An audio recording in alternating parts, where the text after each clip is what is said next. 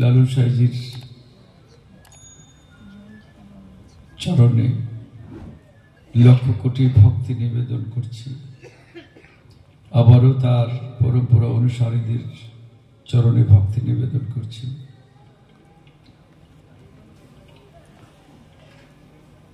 যার স্মরণে 3 দিনের স্মরণোৎসব এই অনুষ্ঠানটি আজকে 13 বৎসর পদার্পণ করেছেন। সেই দাম থেকে আমার বাজান এসছেন, উনি একটু আগে চলে গেছেন।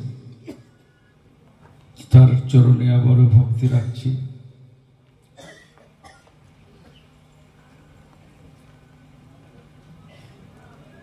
লালু সাহেজির বাণী 3 দিন আপনারা শ্রবণ করেছেন, তার মাহাত্ম্য নিশ্চয়ই আপনারা বুঝেন। আপনারা উচ্চতর জ্ঞানের অধিকারী, আর যারা উচ্চতর জ্ঞানের অধিকারী নয়, আত্মতত্ত্বে যারা জ্ঞানী নয়, তারা রাতভর বসে থাকে না, লালন সাহেজির বাণী শোনে না। কেউ এটাকে গান বলছে, কেউ কালাম বলছে, কেউ বলছেন এক ধরনের নাটক। বিভিন্ন ভাষায় বিভিন্নভাবে মানুষ বলছেন। আমি কালামও বলতে চাই না, মূল্য বাড়ানোর জন্য আরেক ভাষায় বলার চিন্তা করি না। আমি বলি এটা অমূল্য বাণী লালন সাহেজির, যে বাণীগুলো মহামূল্যবান, আমাদের জীবন চলার পাথেয় হয়ে আমাদের গতি, জীবনের গতি পরিবর্তন করছেন। যে বাণীগুলো,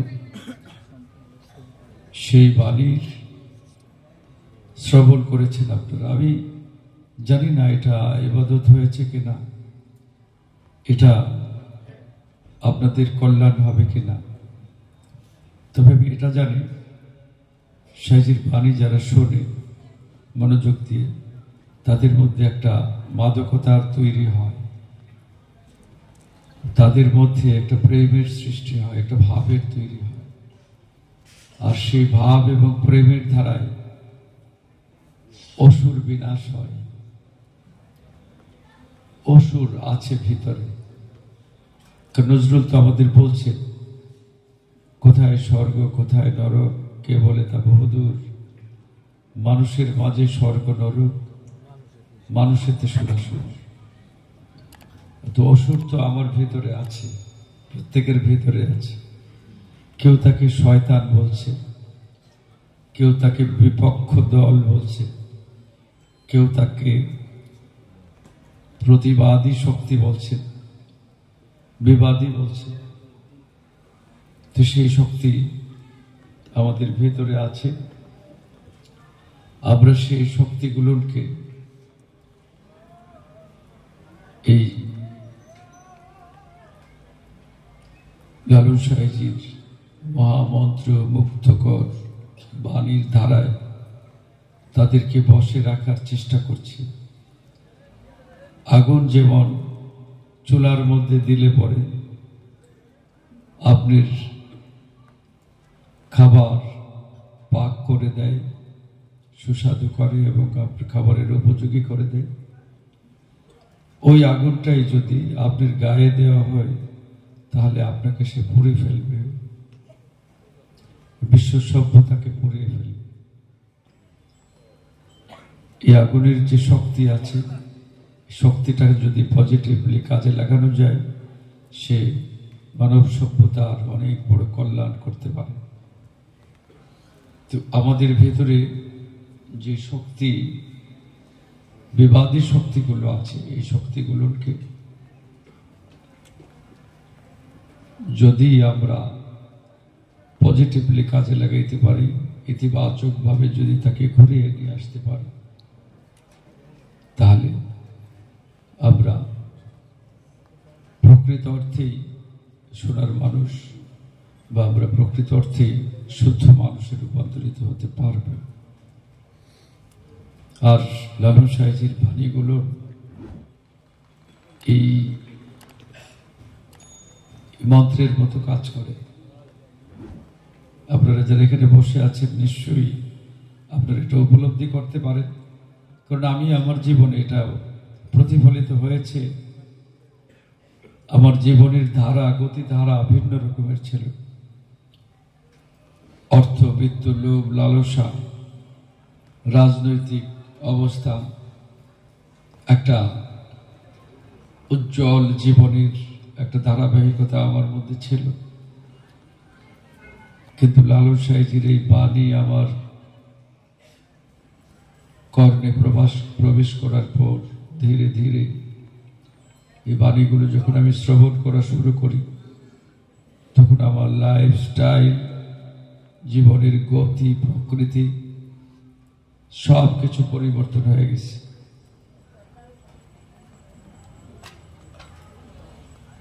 লালন সাইজি একটা বাণীতে বলছেন, মাওলা বলে ডাক রসনা, গুরু বলে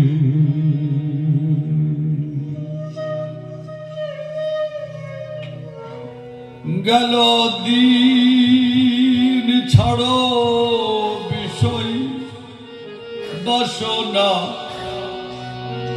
ও ছাড়ো বিষয় বাসনা,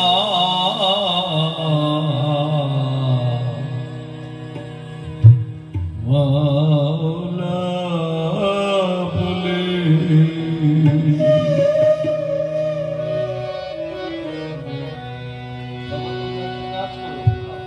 তোমাদের কষ্ট করে দরকার নেই। সাধারণত তোমরা কষ্ট করছো, তোমরা একটু রিল্যাক্স করো। আমি এমনি কথা বলি, তোমরা তো সেবাও নিতে পারো না মনে হয় ঠিকভাবে। আজকে তোমাদের উপর একটা কষ্ট হয়ে এসেছে।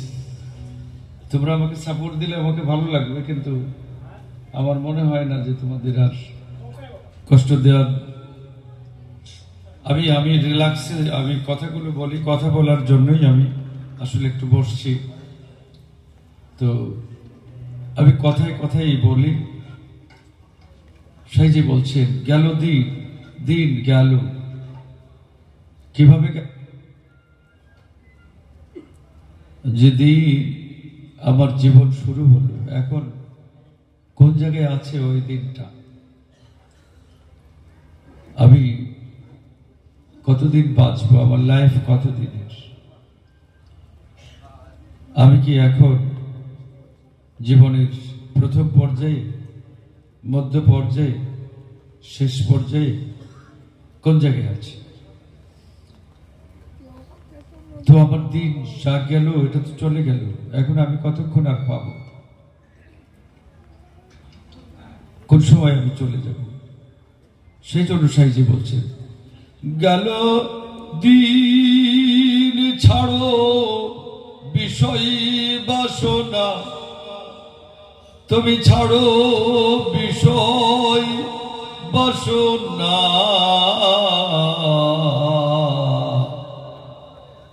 মাওলা বলে ডাক রসনা, গুরু বলে। রসনা মানে জিহ্বা। জিহ্বাকে বলছেন, এখন দিন চলে গেছে, তোমার জীবন চলে যাচ্ছে, তুমি বিষয় মোহের মধ্যে মায়ার জালে বন্দী হয়ে ডুবে আছো। তোমার দিন তো চলে যাচ্ছে, দিন চলে যাচ্ছে, সন্ধ্যা হয়ে আসছে। সন্ধ্যা মানে তুমি চলে যাওয়ার সময় হয়ে আসছে। এখন ছাড়ো না। কি ছাড়ো? বিষয় ভাসনা, অর্থ, বৃত্ত, লোভ, লালসার জগৎ ছেড়ে দাও। সাইজি বলছেন, ছাড়ো বিষয় বাসনা, গুরু বলে, মাওলা বলে।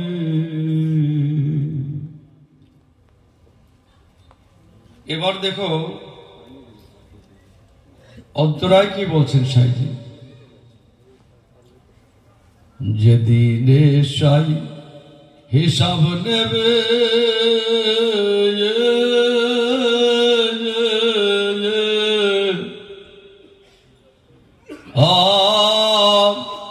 আগুন পানির তুফান হবে।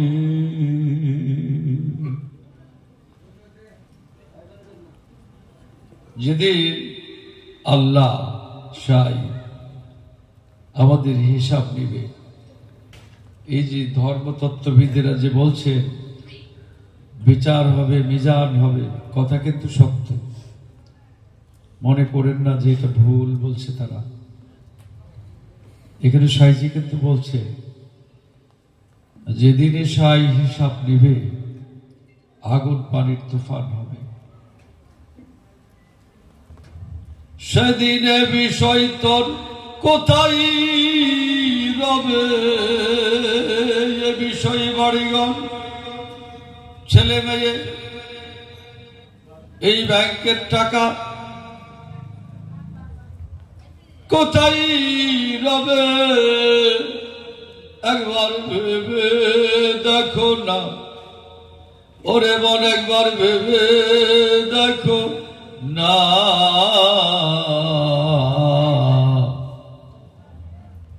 মাওলা বলে যারে ডাকলে, যার কথা বললে তোমার কাজে লাগবে, যে তোমাকে সহায়তা করবে, সেটা না বলে তুমি খালি বলছো রাত পোহালে পাখি বলে দেরি খাই, দেরি খাই, এই টাকা চাই, বাড়ি চাই, ঘর চাই, ছেলে চাই, মেয়ে চাই। হ্যাঁ, তুমি এটা করছো, ঘুম ভাঙলেই বলছো দেরি খাই, দেরি খাই। গুরু কার্য মাথায় লয়ে কি করি আর কমলে যাই, সেই জিরবানে আছে না। এখন তুমি ডুবে আছো সংসারের মায়ার জালের মধ্যে। সাইজি বলছে একবার ভেবে দেখো না তুমি কি করছো। এটা তোমার বাবা চলে গেল চোখের সামনে, ওই মানুষটা যে বাড়িটা করলো কষ্ট করে, জীবন ভর পরিশ্রম করে যে বাড়িটা করলো, যে পরিশ্রম করে তোমাকে খাওয়িয়ে পড়িয়ে বড় করেছে, পড়ালেখা করেছে তোমাকে, এই তোমার শান্তির জন্য এই বাড়িঘর করেছে, সেই মানুষটাকে তোমরাই হাতে ধরে এই বাড়ি থেকে তাকে বের করে দিছ। তোমরা নিজেরাই তাকে মাটি খনন করে সেই মাটির নিচে চাপা দিয়ে রাখছো, তোমরা নিজেরাই।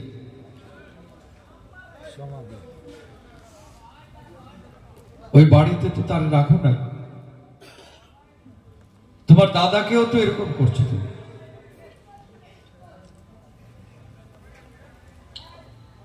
যে ঘরের মধ্যে তুমি থাকতা, তোমার বাবা থাকতো, সেই ঘরটার মধ্যে তোমার বাবা আর এখন নাই।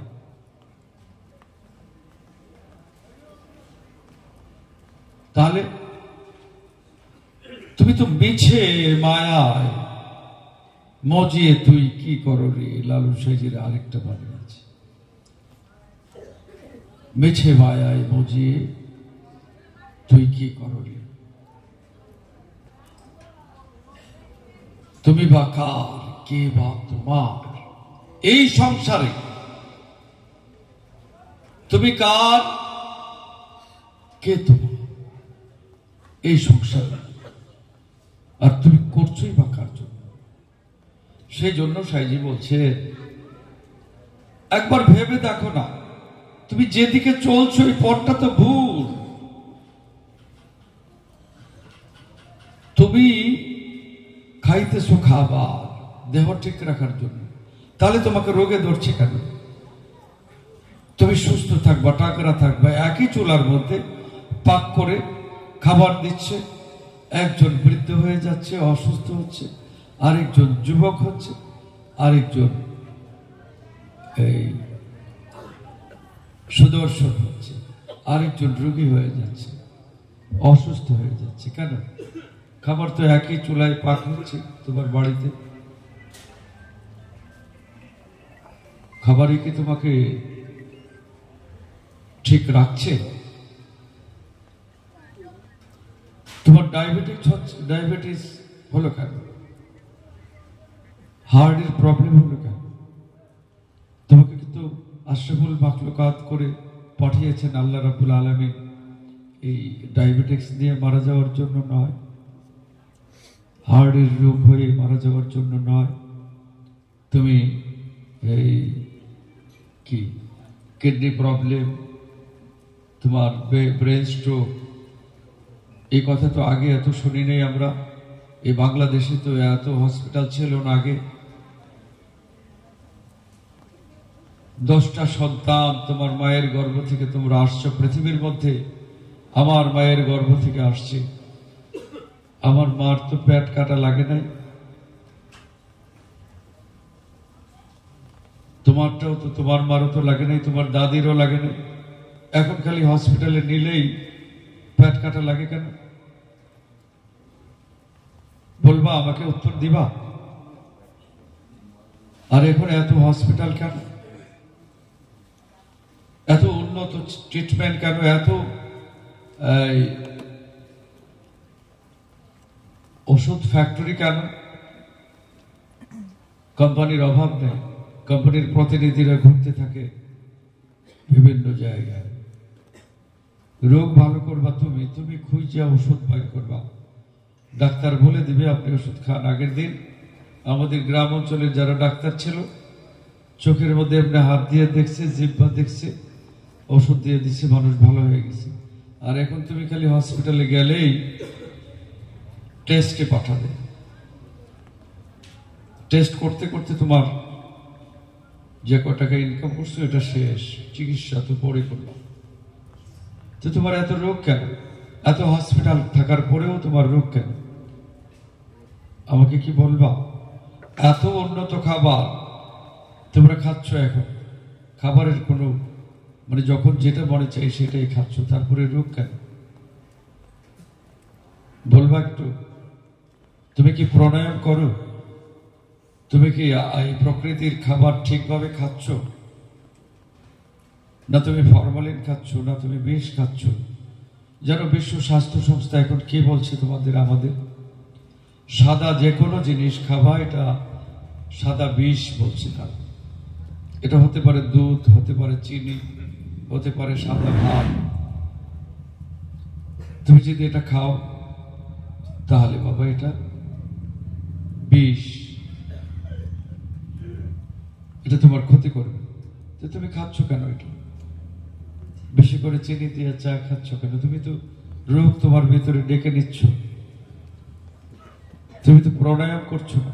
তুমি দেহটা এই যে অত্যাধুনিক মডেলের পৃথিবীর সর্বশ্রেষ্ঠ এই একটা আধুনিক প্রযুক্তির একটা গাড়ি, তোমার দেহটা, এই গাড়িটা ধরো তুমি খুব দামি একটা গাড়ি কিনে আনছো, সবচেয়ে দামি একটা ব্র্যান্ডের কোম্পানি থেকে। এখন সেই গাড়িটা যদি তুমি চালাইতে না জানো, তোমাকে গাড়িতে বসায় দেওয়ার পরে কি হবে? অ্যাক্সিডেন্ট করবে, হয় তুমি মারা যাবে, না হলে আরো 10 জনকে মেরে ফেলবে। তো তুমি এত উন্নত মানের প্রযুক্তির গাড়ি চালাও, এই গাড়ির স্টিয়ারিং কোথায়, ব্রেক কোথায়, গাড়ি কিভাবে চালাইতে হয় এটা জানো? আর এই গাড়িটা, এই মানব গাড়িটা চালানোর জন্য যতগুলো লালন সাইজির বাণী আছে, সবগুলো বাণী হলো তোমার জন্য। এটা লালন দর্শন আমরা ভুল বলি, এটা হলো মানুষের দর্শন। এখানে হিন্দু নাই, মুসলমান নাই, বৌদ্ধ নাই, খ্রিস্টান নাই, খ্রিস্টিয়ান নাই, এটা মানুষের দর্শন। যদি কেউ বলে এটা সনাতনের দর্শন, কেউ বলে উনি মুসলমান, কেউ বলে হিন্দু, খুবই ভুল কথা বলা হয়। তোমার এই দেহ ইঞ্জিনটাকে পরিচালনা করার জন্য, সুস্থ থাকার জন্য, 100 বছর বেঁচে থাকার জন্য, 200 বছর ভালো থাকার জন্য এই বাণীগুলো লালন সাহেজি রেখে গেছেন তোমার জন্য। আত্মার তত্ত্ব, জীবনের তত্ত্ব, দেহ তত্ত্ব, মানে তোমার দেহের তত্ত্বের কথা বলে গেছে। পৃথিবীর সমস্ত ধর্ম গ্রন্থের মধ্যে এই কথাই বলছে। এখন কেউ তার ভাষা বুঝে, কেউ বুঝতে পারে না, যার জন্য কেউ বলছে এটা ঠিক নয়, এটা ঠিক নয়, বা কেউ বলছেন যে এটা ঠিক, আমারটা ঠিক, তারটা ঠিক নয়। মূল বিষয়বস্তু হচ্ছে জীবনের বিধান। জীবনের বিধান কি বলছেন সাইজি? যেদিন এসাই হিসাব নেবে, আগুন পানির তুফান হবে। সাউন্ড একটু কমায়া ছোট্ট করে দেও, যাতে কথাগুলো বুঝে। বাইরে শোনার দরকার নেই। হ্যাঁ, এখন কি হলো কথা?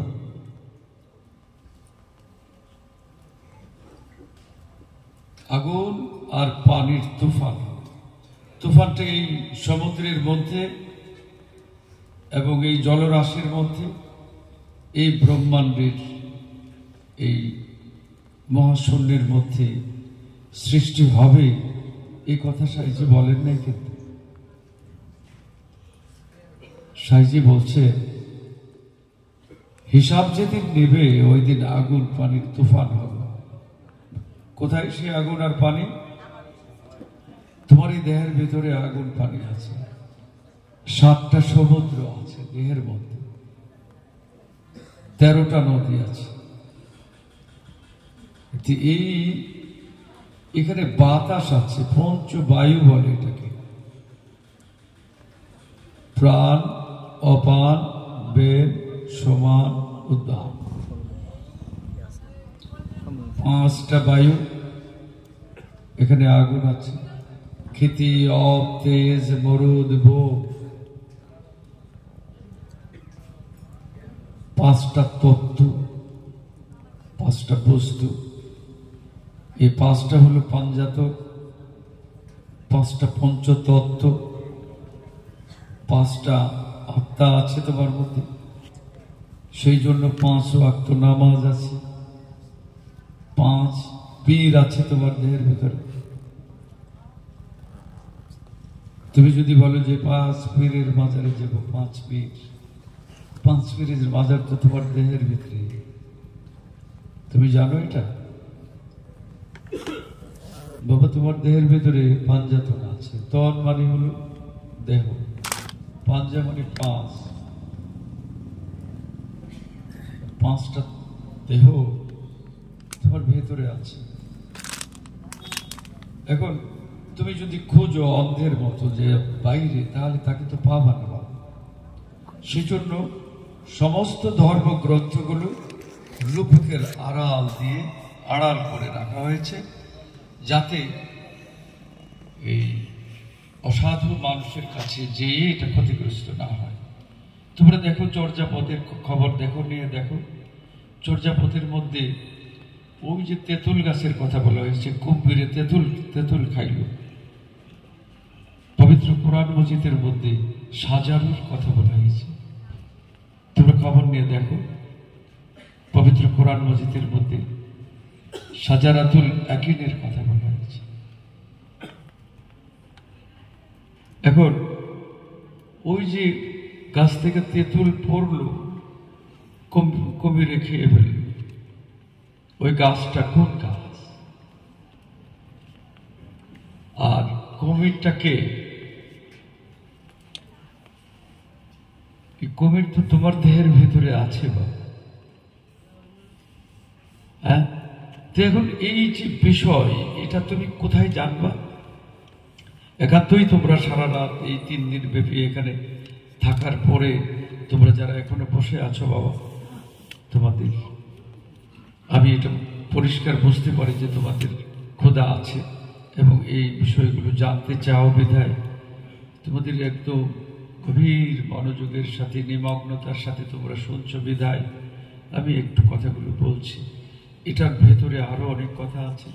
কথাগুলো একজন মুর্শিদ মানুষের কাছে যেয়ে, না বাবা, অহংকারটা বাদ দিয়ে, অহংকারটা বাড়িতে রেখে যে, ওই যে চুলা আছে না তোমার বাড়িতে, গ্যাসের চুলা বা লাকড়ির চুলা, যেটাই থাকুক না কেন, ওই চুলার পাড়ে অহংকারটা রেখে যে